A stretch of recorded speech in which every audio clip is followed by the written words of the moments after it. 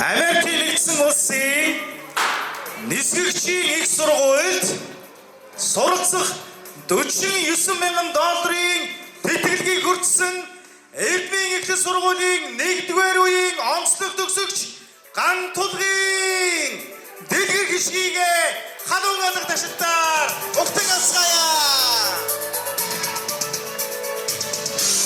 Улс сүлтэй дундад төгсөгч байхыг хүсмээр сургуулийн өндөр амжилтыг, амьдралыг аз жаргал сайн сайхныг, эрүүл их бүхнийг сургуулийн удирдлага багш ажилчид эрхэм хайртай хүн бүхнээс сэндүүдээ хүсэл өрөөж байгаа хүлээн аваа.